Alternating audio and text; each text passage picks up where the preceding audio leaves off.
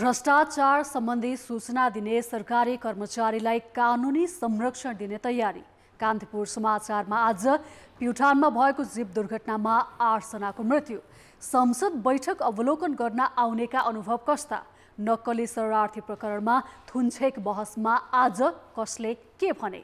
नार्कले गर्यो 47 वर्षपछि मलको नयाँ मात्रा सिफारिस। बजेटले शेयर बजारमा जगाउन नसकेको उत्साह।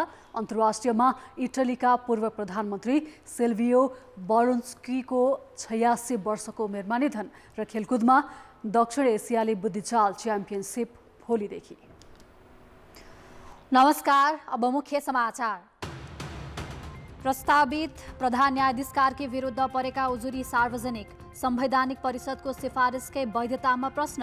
दलीय आबद्धतादेखि योग्यतासम्मका उजुरी। एमाले र माओवादीबाट चोइटिएका वाम समूहलाई अस्तित्वकै चिन्ता। मोर्चा र एकताको प्रयास असफल। विचार नमिले पनि ठूला दलको साथ खोज्दै। निरन्तरको दोहनले चुरे क्षेत्रको अस्तित्व सङ्कटमा। ढुङ्गा बालुवा निर्यात गरेर आम्दानी बढाउने सरकारको योजना विवादमा। वातावरण विनाशको चिन्ता। इलोन मस्कको कम्पनी स्पेस एक्सद्वारा एकैपटक 52वटा स्टारलिङ्क भू उपग्रह पृथ्वीको तल्लो कक्षमा स्थापित। विश्वभर तीव्र गतिको ब्रोडब्यान्ड इन्टरनेट उपलब्ध गराउने दाबी। र एसिसी महिला इमर्जिङ कपमा नेपालले भोलि पाकिस्तानसँग खेल्ने। विश्वकप छनौट अघि भोलि नै पुरुष क्रिकेट टोली र युएई बीच अभ्यास खेल।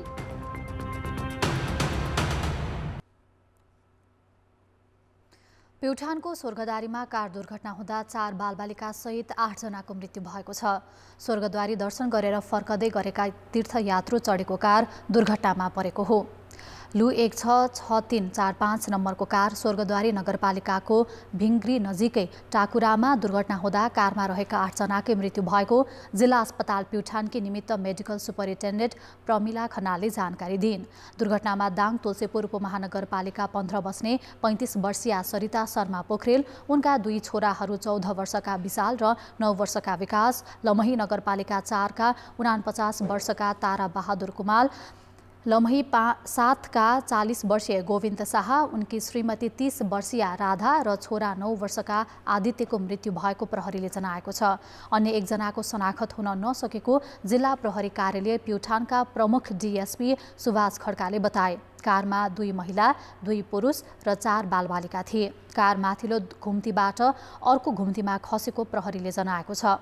दुर्घटनापछि गाडीमा च्यापिएका सबैलाई डोजर प्रयोग गरी निकालिएको थियो। देशका अति महत्त्वपूर्ण संवैधानिक तथा कानुनी मुद्दा निरूपण गर्नुपर्ने सर्वोच्च अदालत नै कायम मुकायमका भरमा चलेको 16 महिना भयो। राजनीतिक खिचातानी र प्रक्रियागत जटिलताका कारण प्रधान न्यायाधीश नियुक्त हुन सकेको थिएन। अहिले बल्ल प्रधान न्यायाधीशमा प्रस्तावित हरिकृष्ण कार्कीको संसदीय सुनवाई सुरु भएको छ। तर कार्की विरुद्ध 29वटा उजुरी परेका छन्। उनीमाथि कस्ता आरोप छन् त? संवैधानिक परिषदले वैशाख 25 गते कायम मुकायम प्रधान न्यायाधीश कार्कीलाई सर्वोच्च अदालतको प्रधान न्यायाधीशमा नियुक्तिका लागि सिफारिस गरेको थियो। संसदीय सुनवाई समितिमा परेका उजुरी अध्ययनका लागि सदस्यहरूलाई वितरण भइसकेको छ। समितिले जेठ 32 गतेसम्म सुनवाई सक्ने गरी तालिका बनाएको छ। 31 गते सबै उजुरीकर्ताहरूलाई बोलाउने छलफल गर्ने कुरा भयो। 31 गते 11 बजे बैठक बस्ने र सबै उजुरीकर्ताहरूलाई बोलाउने भन्ने कुरा भयो। 32 गते प्रस्तावित व्यक्तिलाई बोलाएर समितिमा छलफल गर्ने र निर्णय पनि गर्ने भन्ने कुरा भयो। कार्की विरुद्ध जिल्ला न्यायाधीशदेखि कानुन व्यवसाय र अभियन्तासम्मले गरी 29वटा उजुरी दिएका छन्। उजुरीमा कार्कीलाई न्यायाधीश नियुक्ति गर्दा नै संविधान विपरीत गरिएको दाबी गरिएको छ। संवैधानिक परिषदबाट गरिएको सिफारिसमाथि पनि कानुनी प्रश्न उठाइएको छ। संवैधानिक प्रक्रिया पूरा नै नगरी परिषदले सिफारिस गरेको र प्रधान न्यायाधीश बन्नका लागि योग्यता नपुगेको जस्ता विषय पनि उठाइएको छ। कार्की विरुद्ध राजनीतिक लबिङले वरिष्ठतमलाई कनिष्ठ बनाएर न्यायाधीश बनेको, एमालेको कार्यकर्ता भएको जस्ता उजुरी समेत परेका छन्। यस्तै महान्यायाधिवक्ता र नेपाल बार एसोसिएसनको अध्यक्ष हुँदा पदको दुरुपयोग गरेको, कानुन व्यवसायले आन्दोलन गरेको समयमा इजलास बहिष्कार गरेको आरोप पनि उजुरीकर्ताले लगाएका छन्। साउन 20मा कार्यकाल सकिने भएकाले 1 महिनाका लागि मात्रै प्रधान न्यायाधीश बनाउँदा पर्ने आर्थिक भारका विषयमा सोच्नुपर्ने उजुरीकर्ताको भनाइ छ। कार्की सर्वोच्च अदालतको भवन निर्माण प्रक्रियामा विवादित बनेको तथा भक्तपुर जिल्ला अदालतको भवन निर्माणमा भएको अनियमितता छानबिन रोकेको आरोप उजुरीकर्ताले लगाएका छन्। उजुरीको ओभरअल प्रकृति के देखिन्छ भने प्रस्तावित व्यक्ति अनुपयुक्त छ, प्रस्तावित पदका लागि योग्य छैन, काम गर्न सक्दैनन्, असक्षम छ, विवादित छन्, राजनीतिक आग्रह राख्ने, पूर्वाग्रह राख्ने, एउटा धार बोक्छन् भन्ने हिसाबले अलिकति बढी काहीँ न काहीँ प्रस्तावित व्यक्तिसँग उजुरीकर्ता व्यक्तिहरू कतिपय ठाउँमा चाहिँ केही असहजताहरू भएको जस्तो ढङ्गबाट पनि विषयवस्तुहरू उजागर हुन खोजेको हो कि जस्तो। प्रस्तावित प्रधान न्यायाधीश विरुद्ध परेका कतिपय उजुरी न्यायालयसँग सम्बन्धित नभई व्यक्तिगत आक्षेप लगाउने खालका छन्। तर पनि लामो समयदेखि न्यायालय नेतृत्वविहीन भएकाले न्याय सम्पादनमा देखिएका समस्या समाधानका लागि पनि सुनवाई प्रक्रियालाई तत्काल निष्कर्षमा पुर्याउने तयारी समितिका सदस्यहरूको छ। आवश्यक भएका उजुरीहरूको उजुरीकर्ताहरूलाई हामीले बोलाउँदा ठिकै होला। त्यसमा अब सुनवाई समितिले आफ्नो तर्फबाट गर्नुपर्ने यसको जो कार्य सम्पादन जिम्मेवारी छ त्यो जिम्मेवारी त हामीले पुरा गर्नु पर्यो। हामी सबैलाई थाहा छ, न्यायालयको नेतृत्वको सन्दर्भको कुरा हामी सबैलाई थाहा छ, काम कारबाहीहरूमा प्रभावित भइरहेको छ भन्ने कुरा। सभामुख तुरुन्त निर्वाचित गर्ने, उपसभामुख तुरुन्त निर्वाचित गर्ने, राष्ट्रिय सभाको रिक्त उपाध्यक्ष तुरुन्त गर्ने, राष्ट्रपति गर्ने, उपराष्ट्रपति गर्ने। तर प्रधान न्यायाधीश सर्वोच्च अदालत जस्तो संस्था जहाँ प्रधान न्यायाधीशले नेतृत्व गर्छ त्यसलाई अलिकति हामीले अन्डरमाइन गरे हो कि जस्तो देखिएको छ। संसदीय सुनवाई समितिमा यस अघिका प्रधान न्यायाधीश सिफारिस गर्दा पनि यस्ता प्रशस्त अयोग्यताका प्रश्न उठ्ने गरेका छन्। तर अहिलेसम्म प्रधान न्यायाधीशमा प्रस्तावित दीपकराज जोशी बाहेक कुनै पनि सिफारिसलाई अस्वीकार गरिएको छैन। विधिको शासनमा विश्वास गर्नेहरू भने कुनै पनि न्यायाधीशको नियुक्ति गर्दा उनका अतीत र पृष्ठभूमि केलाएर मात्र निष्कर्षमा पुग्नुपर्ने सुझाव दिन्छन्। कान्तिपुर समाचारका लागि क्यामेरामा मुरारी घिमिरेका साथ दशरथ राई र दीपक आचार्य, काठमाडौँ। अर्थमन्त्री प्रकाश शरण महतले आगामी आर्थिक वर्षको बजेटमा राजस्व वृद्धि दरको लक्ष्यमा त्रुटि भएको स्वीकार गरेका छन्।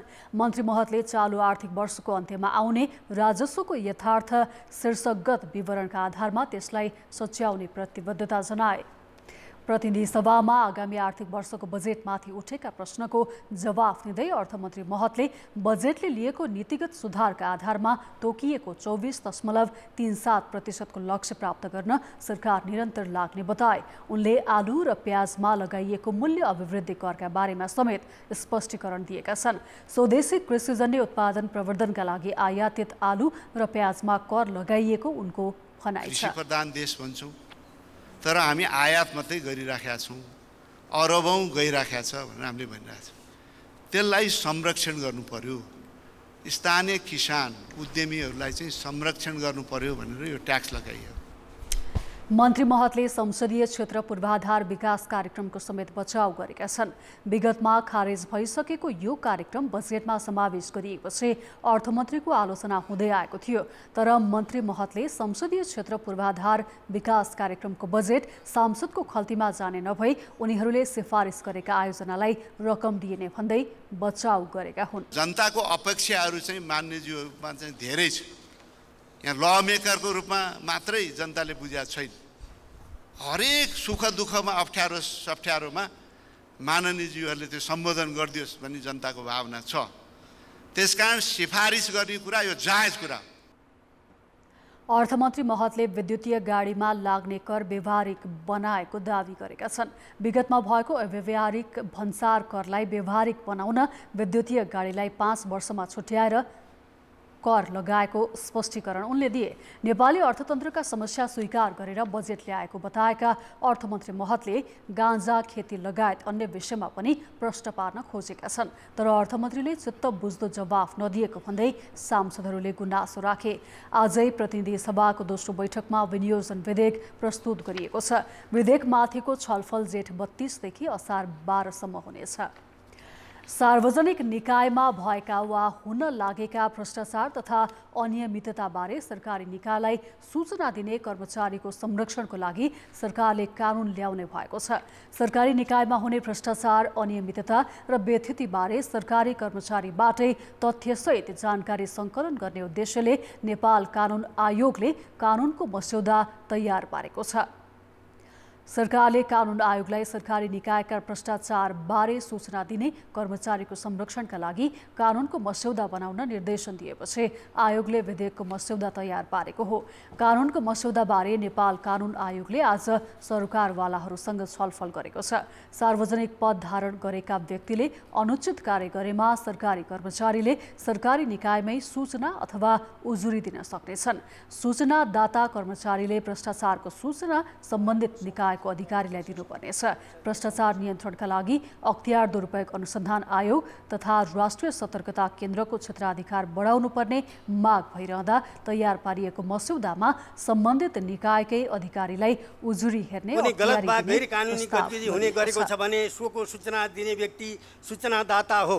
त्यस्तो सूचनादाताले आन्तरिक रूपमा निकायभित्रै माथिल्लो तहको प्राधिकारीलाई पनि सूचना दिन सक्दछ र बाह्य मिडिया नियामक निकाय वा अन्य निकायलाई समेत सूचना दिन सक्दछ। यसरी सूचना दिँदा सूचनादाताले आफ्नो पहिचान नखुलाउन पनि सक्दछ। सूचना दिने कार्य सूचनादाताको स्वैच्छिक विषय हुन सक्दछ। सूचनादाता कर्मचारीको नाम र पहिचान गोप्य रहनेछ। सूचनादाता कर्मचारीले भ्रष्टाचारका सूचना दिए गोपनीयता भङ्गको कसुर लाग्ने छैन र कुनै किसिमको कारबाही समेत हुने छैन। भ्रष्टाचारका गम्भीर सूचना दिने कर्मचारीलाई बरु आर्थिक प्रोत्साहनको प्रस्ताव गरिएको छ। सूचना दिए बापत कर्मचारीलाई क्षति पुगेमा आर्थिक सहायता समेत उपलब्ध गराइनेछ। कम्युनिस्ट वा समाजवादी दलहरू बीचको ध्रुवीकरण र एकता बेला बखत चर्चाको विषय बन्ने गर्छ। पूर्व नेकपा, पूर्व माओवादी र समाजवादी दलहरूले कार्यदलले बनाएर एकताको प्रयास गरे पनि निष्कर्षमा पुग्न सकेको छैनन्। अहिले फेरि पुरानै नेकपा बिउताउने अर्को चर्चा सुरु भएको छ। पूर्व माओवादी बाबुराम भट्टराईले नेतृत्व गरेको नेपाल समाजवादी पार्टी र माओवादी केन्द्रबीच एकताको अन्तिम प्रारूप तयार भएको भनिए पनि त्यसले आकार ग्रहण गर्न सकेको छैन। द्वन्द्वकालीन मुद्दाको चर्चा हुँदा एकताको कुरा गर्ने पूर्व माओवादी नेताहरू अरू बेला वार्ता र संवाद गर्न बिर्सन्छन्। पूर्व माओवादी घटकमा बाबुराम भट्टराईका साथै मोहन वैद्य, नेत्र विक्रम चन्द, धर्मेन्द्र बास्तोला लगायत छन्। हामीसँग विचार मिल्ने, एजेन्डा मिल्ने सँग चाहिँ हामीले चाहिँ ध्रुवीकरण एकता गर्दै जानुपर्छ भन्ने थियो र त्यसमा पहिलो हाम्रो चाहिँ नेकपा माओवादी केन्द्रसँग चाहिँ ध्रुवीकरणको कुराहरू चाहिँ अगाडि बढेको हो। प्रयास त अब सके पार्टी एकता नै गर्न पाए हुन्थ्यो भन्ने चाहिँ हो। नेकपा माओवादी केन्द्रको आफ्नो अवधारणा अनुसार चाहिँ पूर्व माओवादी घटकहरूको साथै चाहिँ नेपालका सबै कम्युनिस्टहरूको बिचमा एकीकरणको खाँचो छ, एकीकरणको आवश्यकता छ भन्ने कुरा चाहिँ हो। तर पनि व्यवहार त वस्तु त पूर्व माओवादी घटकहरू बिचमा समेत पनि एकता हुन सकिरहेको छैन। 2074मा नेकपा एमाले र माओवादी केन्द्रबीच एकता भएको पार्टी नेकपा विभाजन भई अहिले 3 चिरामा विभाजित छ। एमालेबाट विभाजित भई बनेको एकीकृत समाजवादीका अध्यक्ष माधव कुमार नेपालले नेकपाकालीन पार्टी बिउताउनु पर्ने आवश्यकता दोहोर्याएका छन्। एकता अभियान चलाइरहेका वामदेव गौतम समेत एमाले सहितको नेकपा बिउताउने अभियानमा सक्रिय छन्। तर समाजवादी र एमालेका नेताहरू नै तत्काल यो सम्भव देख्दैनन्। मिलौँ भन्ने जस्ता खालका कुराहरू गर्ने खालको कुरा भनेर चाहिँ केवल त्यो धोकापूर्ण कुरो मात्रै हुन्छ। त्यसले सार्थक परिणाम पनि केही पनि ल्याउन सक्दैन। त्यत्तिकै बिना शर्त पनि त्यो हुने खालको कुरा पनि होइन। त्यो एकता मुद्दामा केन्द्रित हुनु पर्यो, त्यो एकता विषय केन्द्रित हुनु पर्यो, त्यो एकता देश र जनतालाई केन्द्रभागमा राखेर अगाडि जानु हुनु पर्यो। सत्तामा जानका लागि सत्तामा टिक्नका लागि अनि सत्ताको वरिपरि बसिरहनका लागि त्यस किसिमका एकता जुन नाममा भए पनि त्यसको पक्षमा नेकपा एमाले छैन। माओवादी केन्द्र एकीकृत समाजवादी र जनता समाजवादी पार्टीबीच समाजवादी केन्द्र निर्माण गर्ने गरी कार्यदल निर्माण भई प्रारूप समेत बनिसकेको थियो। तर सत्ता समीकरणको अभ्यासले समाजवादी केन्द्रको बहस सेलाएको छ। देश अस्तव्यस्त छ, सबैतिर आशंकाहरू छन्, देशमा निराशा पैदा भइरहेछ, राजनैतिक रूपबाट शून्यताहरू पैदा भइरहेका छन्, निराशाले विश्वास राजनैतिक पार्टीहरूमाथि खस्किरहेको छ। यस्ता बेलामा मूल कुरालाई अन्त मोड्नलाई, विषयान्तर गर्नलाई कहीँ लोकप्रियतावाद भइहाल्ला कि भन्ने किसिमको आशा र अपेक्षा पार्टीहरूमा गरेका होलान्। त्यसलाई कम्युनिस्ट एकताको रूपमा लिए होला। नेपाली जनमत चाहिँ करिब करिब वाम ढल्को छ, त्यो सधैँ रहिरहँदैन। त्यसलाई चाहिँ जोगाउन पनि यो एउटा नारा फ्याँकिएको हुन सक्छ। निर्वाचनबाट कमजोर हैसियतमा पुगेका पार्टीहरू एक ठाउँमा उभिएर शक्ति आर्जन गर्नुपर्ने बाध्यतामा छन्। तर विचार र व्यवहारमा फराकिलो अन्तर देखिएका यी पार्टीबीचको एकता भने सहज देखिँदैन। कान्तिपुर समाचारका लागि क्यामेरामा पशुपति बुढाथोकीको साथमा अवतार राई, काठमाडौँ। ढुङ्गा, गिटी र बालुवाको निरन्तर उत्खननले नेपालको चुरे क्षेत्रको अस्तित्व खतरामा छ। तर चुरे संरक्षणका लागि दूरगामी नीति बनाउनु पर्ने बेलामा सरकारले यसलाई खनेर भारतको माग अनुसार ढुङ्गा माटो बेच्ने नीति लिँदा चौतर्फी चासो र चिन्ता बढेको छ। मध्य प्रदेशको दोस्रो ठुलो यो कमला नदी हो। व्यापार घाटा कम गर्न सङ्घ सरकारले ढुङ्गा, गिटी, बालुवा निकासीको नीति लिएसँगै अवैध कारोबारीहरूले यहाँ जथाभावी उत्खननको काम फेरि थालेका छन्। सामुदायिक वन, विद्युत प्रसारण लाइन र नदीदेखि 500 मिटर वरपर उत्खनन गर्न नपाइने व्यवस्थाको खिल्ली उडाउँदै यहाँ डोजर लगाएर ढुङ्गा, गिटी, बालुवा झिकिरहेका छन्। पटक पटक हामीले मेयर साहब यो यस्तो भयो, उत्खनन बन्द गरौँ भन्दाखेरि के गरौँ त, म गएर खोलामा सोध्न सक्छु? मैले पटक पटक पुलिस प्रशासन पठाएको छु, मैले खबर गरेको छु, तपाईँहरू आउनुहोस् भन्नुहुन्छ, हामी पटक पटक आउँछु, तर मेयर साहबहरू पनि आउन सक्नुहुन्न। सुदूरपश्चिमको कञ्चनपुरमा पनि महाकाली लगायत चुरे भएर बग्ने दर्जनौं खोला नदीबाट ढुङ्गा, गिटी, बालुवा अवैध उत्खननको क्रम बढेको छ। केही ठाउँमा मात्रै जिल्ला समन्वय समितिले तोके अनुसार उत्खनन भएको छ भने अधिकांश खोला नालामा अवैध गतिविधि भइरहेका छन्। मापदण्ड विपरीत रातारात प्राकृतिक स्रोतको दोहन भइरहेको थाहा पाएपछि सचेत नागरिकहरूले यस्ता कामको विरोध गरेका छन्। जङ्गल सबै हाम्रो नक्सान हुनाले रोक्दामा सबै तयार छौँ। अवैध रूपमा उत्खनन भएको भन्ने कुरा सुन्नमा आएर त्यसपछि हाम्रो नगरपालिकाको टिम गएर त्यहाँ रोक्ने प्रयास गरियो र अहिले रोकिएको पनि छ। सरकारले चुरे संरक्षण गर्दै वातावरणीय ह्रास नहुने गरी खनिज उत्खनन र निर्यातको व्यावसायिक सम्भावना खोजिने नीति लिएपछि चुरे क्षेत्रमा अवैध गतिविधि मौलाएको छ।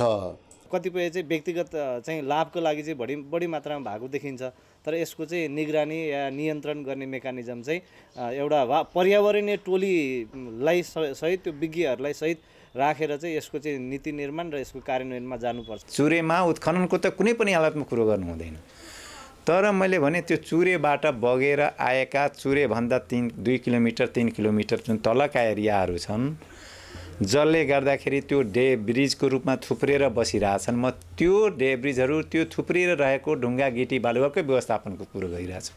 ढुङ्गा, बालुवा र गिटीको निकासी गर्न चुरे क्षेत्रको उत्खनन गर्न दिएमा तराई मधेसमा मरुभूमिकरण हुन्छ भन्ने एक थरी मत छ।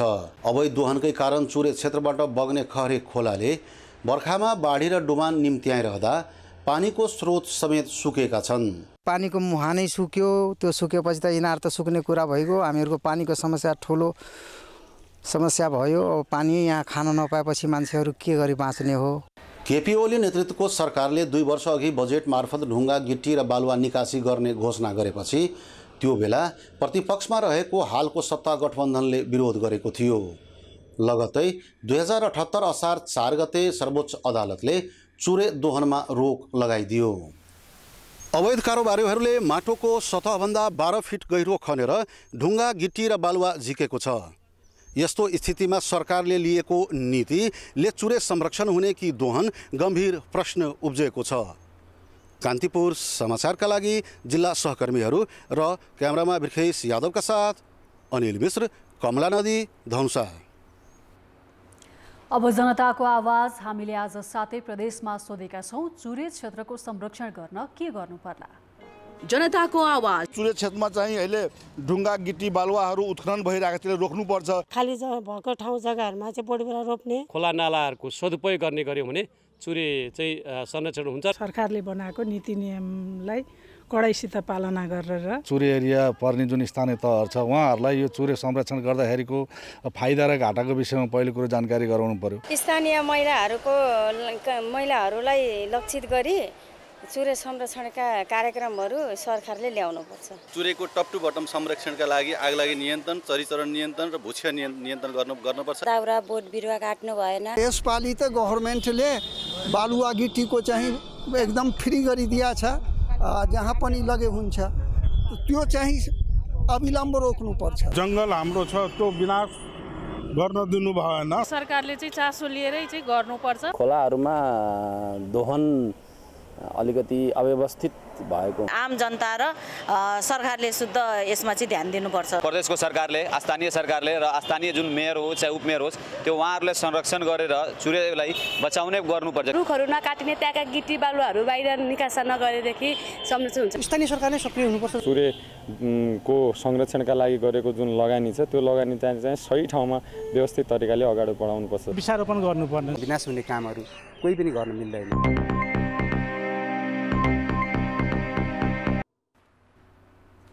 ब्रेकपछि पुनः स्वागत छ।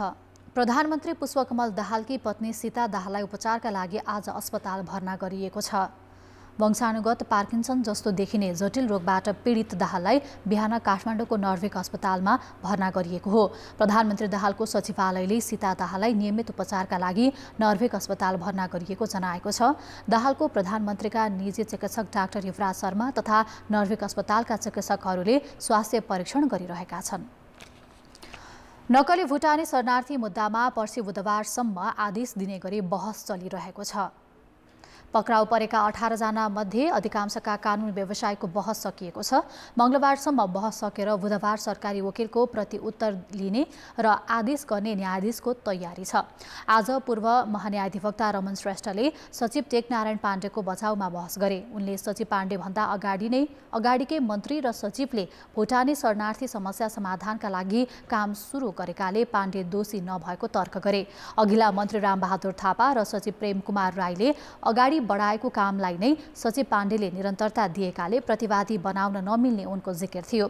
यस्तै पूर्व गृहमन्त्री बालकृष्ण खाड्का, तत्कालीन स्वकीय सचिव नरेन्द्र केसी, आरोपीका रूपमा पक्राउ परेका गोविन्द चौधरी र रामशरण केसीका कानुन व्यवसायीले पनि बहस सकेका छन्। मंगलबार बालकृष्ण खाड्का तर्फबाट कानुन व्यवसायीहरूले बहस गर्नेछन्। राज्य विरुद्ध सहित 5 कसुर लागेका खाँडको बचाउमा बहस गर्न पूर्व महान्यायाधिवक्ताहरू रमन श्रेष्ठ, खम्ब बहादुर खाती, नेपाल बार एसोसिएसनका अध्यक्ष गोपाल कृष्ण घिमिरे र बारकै पूर्व अध्यक्ष प्रेम खड्का समेत तयार भएका छन्। पूर्व महान्यायाधिवक्ता रमेश बडालले पनि पूर्व उपप्रधानमन्त्री टोप बहादुर रायमाझीको बचाउमा बहस गरिसकेका छन्। खाँडको पक्षबाट बहस गर्न मात्रै 23 कानुन व्यवसायीले वकालतनामा दिएका छन्। मंगलबार नै प्रतिवादीतर्फको बहस सक्ने योजनामा रहेका न्यायाधीश प्रेम प्रसाद नेउपानेले लामो समय नलिन आग्रह गरेका छन्। नेपालमा वार्षिक 7,000 आँखाको नानीको माग छ, तर 1500 मात्र सङ्कलन हुने गरेको छ। एकजनाले मृत्यु पश्चात दिएको आँखाका 2वटा नानी 4 जनालाई प्रत्यारोपण गर्न मिल्छ। नानीको समस्याका कारण जन्मजातै आँखा नदेख्नेदेखि चोटपटकका कारण नानीमा समस्या भएर आँखा नदेख्ने सम्मलाई प्रत्यारोपण गरेर दृष्टि फर्काइएको छ। तर विडम्बना, नेपालमा मागभन्दा निकै कम आँखाको नानी सङ्कलन हुने गरेको छ। स्याङ्जाका सबिन बोगटी जन्मजातै आँखा देख्दैनथे। पोखराको घारीपाटन अस्पताल र काठमाडौँको त्रिवी शिक्षण अस्पतालमा उपचार सम्भव नभएपछि 2063 सालमा तिलगङ्गा आँखा प्रतिष्ठानमा उनको आँखाको शल्यक्रिया गरेर नानी प्रत्यारोपण गरियो। मेरो अपरेसन चाहिँ 11 वर्षको उमेरमा हुँदाखेरि गरेको हो। त्यसपछि मैले बल्ल पढ्न सुरु गरेँ, पहिलो कक्षा सुरु गरेको। त्यति बेला मेरो अपरेसन उपचार हुन्थेन भने आज पनि म अन्धकारकै जीवन बिताइरहेको हुन्थेँ। भारत बिहारकी सुशीला देवीले 4 वर्ष अघि आँखामा चोट लाग्दा देब्रे आँखाको दृष्टि गुमाइन्। भारतकै विभिन्न अस्पतालमा उपचार सम्भव नभएपछि उनी श्रीमानसहित काठमाडौँ आइन्। 4 दिन अघि उनको आँखाको नानी प्रत्यारोपण गरियो र दृष्टि पाइन्। इन्डियामा देखाएको एकदम उता भएन, यता आएर देखाएको एकदम खुसी छ हामी बुढाबुढी राम्रो भइसक्यो। अब त भन्नु रहेछ जे गाउँ जानेलाई। अहिलेसम्म नेपालमा 13,000 भन्दा बढीको आँखाको नानी प्रत्यारोपण गरिएको छ। 2038 सालमा गरिएको राष्ट्रिय सर्वेक्षण अनुसार दृष्टिविहीन हुने कारणमध्ये आँखाको नानीको समस्या दोस्रो कारण हो। केही जन्मजात नै दृष्टिविहीन हुन्छन् भने कतिपयले चोटपटकका कारण दृष्टि गुमाउने गरेका छन्। संक्रमण अथवा इन्फेक्सन, आँखामा लाग्ने चोटपटक, अनि वंशानुगत रोगहरू, त्यसपछि बाई बर्थ हुने आँखाको नानीमा हुने प्रब्लमहरू भयो र कुपोषणले गर्दाखेरि पनि आँखाको नानी बिग्रिन सक्छ। तिलगङ्गा आँखा प्रतिष्ठानका अनुसार नेपालमा वर्षेनी 7,000 आँखाको नानी आवश्यक छ, तर 1500 को हाराहारीमा मात्र सङ्कलन हुन्छ। त्यो पनि मुख्य गरी अस्पताल तथा घाटबाट सङ्कलन हुन्छ। 2051 साल भदौ यता 1 लाख भन्दा बढीले मृत्युपछिका लागि आँखा दान गर्ने फारम भरेका छन्। तर यसरी फारम भरेका मध्ये 1% भन्दा पनि कमले मात्र आँखा दान गरेका छन्। 1,60,000 चान्चुनले चाहिँ 94 देखि हालसम्म आँखा दान गर्छु मेरो मृत्युपछि भनेर चाहिँ आँखा दान इच्छापत्र बुझाउनु भएको छ। त्यसमध्येमा चाहिँ एकदम न्यून 1% भन्दा पनि कमले मात्र फाटफुट कहीँ कतैबाट चाहिँ हामीलाई फोन आउँछ, हामी आँखा चिक्न जान्छौँ, आँखा चिकेर ल्याउँछौँ। कतिले बिर्सेको पनि हुनसक्छ। कुनै कुनै बेला हामी झिक्न जाँदाखेरि अब त्यहाँ कोही मान्छेले चाहिँ अवरोध हुँदैन, दिनु मिल्दैन भनेर चाहिँ हामी फर्केको पनि हामीलाई चाहिँ अनुभव छ। र अर्को कुरा चाहिँ विदेश जाने मान्छेहरू हुन्छ नि त, आएर चाहिँ प्लस पोइन्ट हुन्छ कि क्या हो कुनै म पनि मेरो आँखा दान गर्छु भनेर त्यो इच्छापत्र भरेर आइडी कार्ड लिएर जान्छ कि। मृत्युपछि खेर जाने अङ्ग दान गरेमा अरूले नयाँ जीवन पाउँछन्। तर नेपालमा यसबारे जानकारी नहुँदा वा जानकारी भएकाहरूले पनि व्यवस्था गर्दा आँखा आवश्यक परेकाहरू अन्धकारमै बस्न बाध्य छन्। कान्तिपुर समाचारका लागि क्यामेरामा विनोद कोजुका साथ कृपाल गौतम, काठमाडौँ। अब जनमतको अन्तिम परिणाम। जनमतमा हिजो हाम्रो प्रश्न थियो, किसानले उत्पादन गरेका तरकारी बारीमै कुहिने अवस्था आउन नदिन के गर्नु पर्ला? ए सहज बजारीकरण, बी आयातमा कडाई, र सी शीत भण्डार निर्माण। जनमतको अन्तिम परिणाम यस्तो छ, ए सहज बजारीकरणमा 48%, बी आयातमा कडाईमा 30% र सी शीत भण्डार निर्माणमा 22%। अब आजको प्रश्न। जनमत हाम्रो प्रश्न छ, आँखा दानप्रति मानिसको अभिरुचि किन नबढेको होला? ए प्राविधिक जटिलता, बी सचेतनाको अभाव, र सी परिवारको अनिच्छा। जनमतको अन्तिम परिणाम भोलि साँझ 8 बजेको कान्तिपुर समाचारमा प्रसारण गर्नेछौँ। कृपया NEWS news space A, B वा C टाइप गरी 34001मा SMS गरी आफ्नो मत व्यक्त गर्नुहोला। प्राध्यापक महेन्द्र लावतीले नेपालमा संहिताको सही कार्यान्वयन नै हुन नसकेको टिप्पणी गरेका छन्। कान्तिपुर टेलिभिजनको साप्ताहिक कार्यक्रम फायरसाइडमा कुरा गर्दै प्राध्यापक लावतीले प्रदेशहरू अधिकारविहीन रहेको उल्लेख गरे। अहिले अभ्यास गरिएको संहिता देखाउनका लागि मात्रै भएको उनको भनाइ छ। अहिलेको संहिता र बुझाइलाई पुनर्संरचना गर्नुपर्ने उनको सुझाव छ। नेपालमा संहितै छैन, देखाउने नक्कली संहिता हो। र दोस्रो कुरो चाहिँ नेपालमा त्यो कारणले गर्दाखेरि नेपालको संहितामा मेजर रिस्ट्रक्चरिङ चाहिन्छ र म चाहिँ कन्फिडेन्ट छु कुनै समयमा हुन्छ, किन देशको आवश्यकता हो क्या।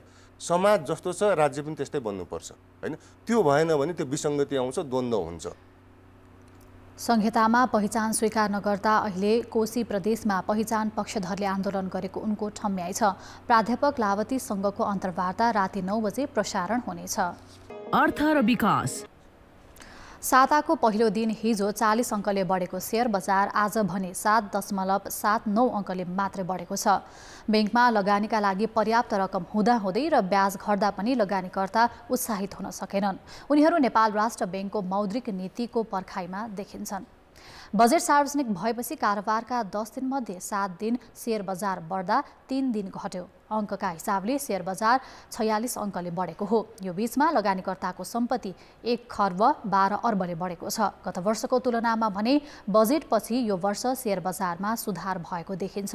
गत वर्ष जेठ 14 मा 2242 अङ्क रहेको सेयर बजार 2068 अङ्कमा पुगेको थियो, अर्थात् बजार 174 अङ्कले खस्केको थियो। यो वर्ष बैंकमा 2.5 खर्बको रकम हुँदा पनि लगानीकर्ता ढुक्क हुन सकेको देखिँदैन।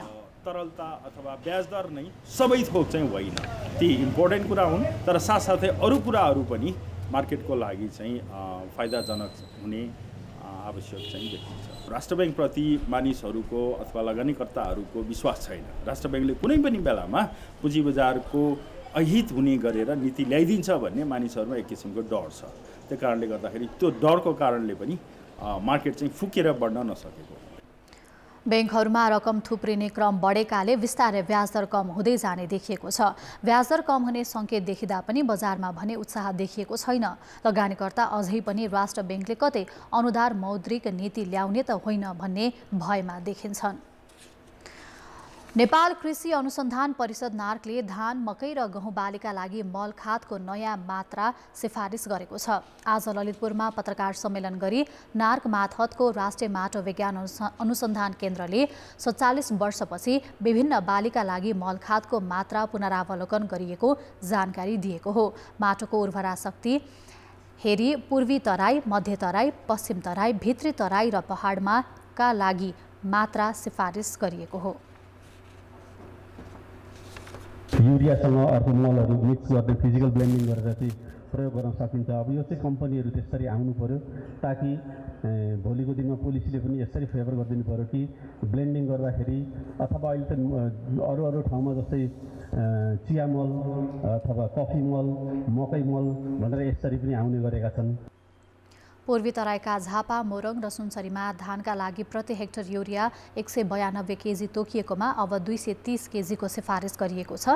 मलखादको नयाँ मात्रा सिफारिस गर्दा सिँचाइको उपलब्धता, उत्पादनको सम्भावना लगायतलाई ख्याल गरिएको प्राविधिकहरूले दावी गरेका छन्। यसैबीच कृषि सचिव गोविन्द प्रसाद शर्माले बर्खे बालीका लागि 73,000 टन रासायनिक मल रहेकाले यस वर्ष पहिला जस्तो अभाव नहुने दावी गरे। सरकारले तय गरेको मूल्यमै मल बिक्री गर्नका लागि सङ्घीय मन्त्रालय मार्फत सबै पालिकालाई परिपत्र गरिएको उनले बताए। स्थानीय तहलाई सजग गराएका छौँ र अहिले पनि हालसालै किनभने अब मलको बिक्री उच्च हिसाबले अब बिक्रीको सिजन आएको छ, धानको सिजनमा, बर्खे सिजनमा। त्यसकारण सबै स्थानीय तहहरूलाई सामान्य सङ्घीय मामला तथा सामान्य प्रशासन मन्त्रालय मार्फत बिक्री वितरणमा सरकारले तोकेको रेटमा बिक्री मूल्य खुलाइ तोकेको रेटमा किसानहरूलाई उपलब्ध गराउन अनुरोध गरिएको छ। सरकारी गोदाममा मल भए पनि किसानले नपाएको भन्दै सरकारको आलोचना हुँदै आएको छ। निर्यात व्यवसाय महासङ्घले निर्यातजन्य उद्योगले उपभोग गर्दै आएका सुविधा कटौती गर्ने निर्णय सच्याउन माग गरेको छ। आज अर्थमन्त्री प्रकाश शरण महतलाई भेटेर व्यवसायीहरूले आयातित कच्चा, भुवा, ऊन, कटन लगायतका वस्तुमा लगाइएको मूल्य अभिवृद्धि कर हटाउन माग गरेका हुन्। कच्चा पदार्थमा कर थोपरिए उद्योगको लागत बढ्ने, प्रतिस्पर्धी क्षमता घट्ने र वस्तु निर्यात घट्ने व्यवसायीको भनाइ छ। जुत्ताको सोल भयो, अरू र मेटेरियलहरू, खाद्यान्नका केही चिजहरूमा थपेको चाहिन्छ। 5%, 10%, 15%सम्म चाहिँ नि ड्युटी थपेको चाहिन्छ। त्यही कारण यो ड्युटी चाहिँ नि घटाइनुपर्छ। केलाई पनि र मेटेरियलमा ड्युटी बढाउनु भनेको चाहिँ नि इम्पोर्टलाई प्रोत्साहन दिनु हो, उद्योगलाई चाहिँ यसलाई चाहिँ नि घटाउनु भन्ने बुझिन्छ। त्यस कारण यो कुरा चाहिँ हटाइनुपर्छ भन्ने हामीले राखेका चाहिन्छौँ। मन्त्री महतले व्यवसायले उठाएका विषयमा बसेर छलफल गर्ने बताएका थिए। अब अन्तर्राष्ट्रिय समाचार। इलोन मस्कको अन्तरिक्ष कम्पनी स्पेस एक्सले आज एकैपटक 52वटा स्टारलिङ्क भू-उपग्रह पृथ्वीको तल्लो कक्षमा स्थापित गरेको छ। 52वटा स्टारलिङ्क भू-उपग्रह बोकेको फाल्कन 9 रकेट फ्लोरिडा स्थित प्रक्षेपण केन्द्रबाट स्थानीय समयअनुसार आज बिहान 3:10 प्रक्षेपण गरिएको हो। प्रक्षेपण गरिएको करिब 8.5 मिनेटमा फाल्कन रकेटको तल्लो भाग अर्थात् बुस्टर रकेट पृथ्वीमा फर्किएको थियो। उक्त बुस्टर अटलान्टिक महासागरमा रहेको स्पेस एक्सको अवतरण स्थलमा अवतरित भएको हो। उक्त बुस्टर रकेटको यो 9औं अवतरण र प्रक्षेपण हो। बुस्टर रकेट पृथ्वीतर्फ फर्किरहँदा फाल्कन रकेटको माथिल्लो भाग अर्थात् अपर स्टेज भने 52वटा स्याटेलाइट लिएर पृथ्वीको तल्लो कक्षतर्फ उडिनै रहेको थियो। पृथ्वीबाट प्रक्षेपण गरिएको करिब 65 मिनेटपछि रकेटको माथिल्लो भागले ती सबै 52वटै भूउपग्रह पृथ्वीको तल्लो कक्षमा स्थापना गरेको थियो। पृथ्वीको तल्लो कक्ष पृथ्वीबाट 1000 किलोमिटर भन्दा कमको उचाइ रहेको हुन्छ भने त्यहाँ स्थापना गरिएका उपग्रहले 128 मिनेट वा सोभन्दा पनि कम समयमा पृथ्वीको एक चक्कर लगाउँछन्। स्पेस एक्सले अहिलेसम्म 4500 भन्दा बढी स्टारलिङ्क स्याटेलाइट प्रक्षेपण गरेको छ। तीमध्ये करिब 4200 सञ्चालनमा छन्। स्पेस एक्सले पृथ्वीको तल्लो कक्षमा 12000 स्याटेलाइट स्थापना गर्ने अनुमति पाइसकेको छ भने उसले थप 30,000को अनुमति मागेको छ। स्टारलिङ्क स्पेस एक्स कम्पनी अन्तर्गतको एउटा यस्तो प्रोजेक्ट हो जसको लक्ष्य स्याटेलाइट मार्फत विश्वभरि तीव्र गतिको ब्रोडब्यान्ड इन्टरनेट सेवा उपलब्ध गराउनु हो। खेलकुद समाचार। कान्तिपुर खेलकुद समाचारमा स्वागत छ। एसिसी इमर्जिङ कपमा भोलि नेपालले पाकिस्तानसँग पहिलो खेल खेल्दैछ। नेपाल विरुद्ध पाकिस्तानको ए टिम मैदान उत्रनेछ। हङकङको मिसन रोड ग्राउन्डमा नेपाली समयअनुसार बिहान पौने 7 बजेपछि खेल सुरु हुनेछ। बलियो पाकिस्तानले नेपाल विरुद्ध फातिमा साना नेतृत्वको टिम उतार्न लागेको हो। फातिमा पाकिस्तानकी प्रमुख बलर हुन्। पाकिस्तान प्रतियोगिताको उपाधि दावेदार हो। नेपालले पाकिस्तानसँग सुखद नतिजा निकाल्ने प्रयास गर्नेछ। गत साता मलेसियासँगको 5 खेलको सिरिज 3-2ले जितेको नेपाली टिमको मनोबल भने उच्च छ। तर प्रतियोगिताका लागि नेपालले बेग्लै तयारी भने गर्न पाएको छैन। थाइल्यान्डले भिजा प्रक्रियामा समस्या देखाउँदै सहभागिता फिर्ता लिएपछि नेपालले मौका पाएको हो। नेपाल रहेको समूहमा पाकिस्तान र भारतका ए टिम र आयोजक हङकङ रहेको छ। समूहबाट शीर्ष 2मा पर्न सके नेपालले सेमिफाइनलमा स्थान बनाउनेछ। नेपालले दोस्रो खेल असार 2 गते भारतको ए टिमसँग र असार 5 गते अन्तिम खेलमा घरेलु टिमसँग खेल्ने तालिका छ। एसिसी महिला इमर्जिङ टिम्स एसिया कपमा बङ्गलादेशको ए टिमले मलेसियालाई 97 रनले हराएको छ। हङकङको मिसन रोड ग्राउन्डमा समूह बी अन्तर्गत भएको खेलमा टस जितेर पहिले ब्याटिङमा आएको बङ्गलादेशी टोलीले निर्धारित 20 ओभरमा 6 विकेट गुमाएर 148 रन बनायो। सुरुवात राम्रो गर्न नसकेको बङ्गलादेशका लागि मुर्सिदा खातुनले 57 रनको अर्धशतकीय पारी खेलिन्। उनले 44 बलमा 7 चौका प्रहार गरेकी थिइन्। सोन अख्तरले 20 रन थपिन्। माहिरा इस्माइल, आइसा एलिसा र नूर दानिया सुहादाले 2-2 विकेट हात पारे। जवाफमा उत्रिएको मलेसियाले निर्धारित 20 ओभरमा 8 विकेट गुमाएर मात्रै 51 रन जोड्यो। एना हसिमले अभिजित 13 तथा कप्तान मास एलिसा र क्रिस्टिना भारतले 11-11 रन बनाए। अन्य खेलाडीको प्रदर्शन गतिलो हुन सकेन। राबिया खानले 2 विकेट हात पारिन्। यसअघि सोही समूहमा भएको खेलमा श्रीलङ्काको ए टिमले युएईलाई 3 विकेटले हराएको थियो। प्रतियोगिताका सबै खेल Kantipur TV HD, Kantipur cineplex HD र कान्तिपुरको अनलाइन प्लेटफर्महरूबाट प्रत्यक्ष प्रसारण भइरहेको छ। आइसिसी विश्वकप छनौट अघि भोलिदेखि जिम्बाब्वेमा वार्म अप खेलहरू सुरु हुँदैछन्। नेपालले चिर प्रतिद्वन्दी युएईसँग पहिलो वार्म अप खेल खेल्नेछ। ओल्ड हेनरिज क्रिकेट मैदानमा नेपाली समयअनुसार भोलि दिउँसो पौने 2 बजेपछि खेल हुनेछ। विश्वकप छनौट खेल्ने 10 मध्ये टेस्ट मान्यता प्राप्त देशसँग वार्म अप खेल्न नपाउने नेपाल एक्लो मुलुक हो। त्यसैले नेपालले युएई र ओमानसँग प्राप्त वार्म अपको अवसरलाई सक्दो सदुपयोग गर्नेछ। नेपालले यसअघि दक्षिण अफ्रिकामा नेदरल्यान्ड्स र स्कटल्यान्डसँग 2 अभ्यास खेल खेल्दा दुवैमा पराजय बेहोरेको थियो। दक्षिण अफ्रिकामा नेपालको ब्याटिङ लाइन नचलेको नेपालको ब्याटिङ लाइन सुधार नेपालका लागि मुख्य चुनौती बन्नेछ। युएई र नेपालबीच डिभिजन 2 देखि एसिया कप छनौटसम्म लगातार भिड भएको छ। पछिल्ला 4 खेलदेखि युएई विरुद्ध नेपाल अपराजित समेत छ। नेपालले दोस्रो वार्म अप खेल बिहिबार ओमानसँग खेल्ने तालिका छ। विश्वकप छनौटमा नेपालले असार 3 गते आयोजक जिम्बाब्वेको सामना गर्नेछ। नेपाल समूह एमा घरेलु टोली जिम्बाब्वे, बलियो वेस्ट इन्डिज, अमेरिका र नेदरल्यान्ड्ससँगै रहेको छ। समूह बीमा श्रीलङ्का, आयरल्यान्ड, स्कटल्यान्ड, ओमान र युएई रहेका छन्। दक्षिण एसियाली बुद्धिचाल च्याम्पियनसिप भोलि नेपालमा सुरु हुँदैछ। नेपाल बुद्धिचाल महासङ्घको आयोजनामा हुन लागेको यो अहिलेसम्मकै ठूलो प्रतियोगिता हो। ललितपुरको गोदाबारीमा सञ्चालन हुने प्रतियोगितामा आयोजक नेपालसहित भारत, मालदिप्स, भुटान, श्रीलङ्का, बङ्गलादेश र पाकिस्तानका 10 महिला र समान 10 पुरुष खेलाडीले सहभागिता जनाउनेछन्। नेपालबाट फिडे मास्टर रूपेश जयसवाल र रनरअप सुरवीर लामाले पुरुषतर्फ र महिलातर्फ फिडे मास्टर सृजना लोहनी र सुशीला गुरुङले सहभागिता जनाउनेछन्। प्रत्येक देशबाट पुरुष र महिला विधामा एक जना डिफेन्डिङ च्याम्पियन सहभागी हुने प्रतियोगितामा आयोजक नेपालबाट भने थप एक जना खेल्न लागेका हुन्। खुला महिला तथा पुरुष गरी 2 स्वर्णका लागि प्रतिस्पर्धा हुनेछ। राउन्ड रोबिन प्रणालीमा हुने प्रतियोगितामा पुरुषतर्फ भारतीय इन्टरनेसनल मास्टर नबीर शाह शेख र महिलातर्फ बङ्गलादेशी इन्टरनेसनल मास्टर सुल्तान सिरिनको समेत सहभागिता रहनेछ। पुरुषतर्फको विजेताले 1,50,000 र महिलातर्फको विजेताले 1 लाख नगद पाउनेछन्। साफ च्याम्पियनसिप फुटबलको प्रत्यक्ष प्रसारण कान्तिपुर टेलिभिजनले गर्ने भएको छ। कान्तिपुरले साफको आधिकारिक प्रसारक भारतीय कम्पनीबाट नेपालका लागि अधिकार पाएको हो। आगामी संस्करणको साफ असार 6 गतेदेखि भारतको बेङ्गलोरमा हुँदैछ। प्रतियोगिताको प्रत्यक्ष प्रसारणको जिम्मा स्पोर्ट्स 5 एसियाले लिएको छ। स्पोर्ट्स 5 एसिया र कान्तिपुर टेलिभिजन बीच प्रसारण अधिकार साझा गर्ने सम्झौता भएको हो। प्रतियोगितामा कुल 15 खेल खेलाइनेछ भने सबै खेल कान्तिपुर टिभीमा हेर्न सकिनेछ। यो संस्करणको साफमा दक्षिण एसियाले 6 र 2 आमन्त्रित ओमान र लेबनान सहित 8 टिम खेल्नेछन्। नेपालले असार 6 गते कुवेतसँग पहिलो प्रतिस्पर्धा गर्नेछ। दोस्रो खेल भारत र तेस्रो पाकिस्तानसँग खेल्ने तालिका छ। कान्तिपुर खेलको समाचार अहिलेलाई यति नै। कान्तिपुर समाचार अहिलेलाई सकियो। कान्तिपुर टेलिभिजन हेर्दै गर्नुहोला। नमस्ते।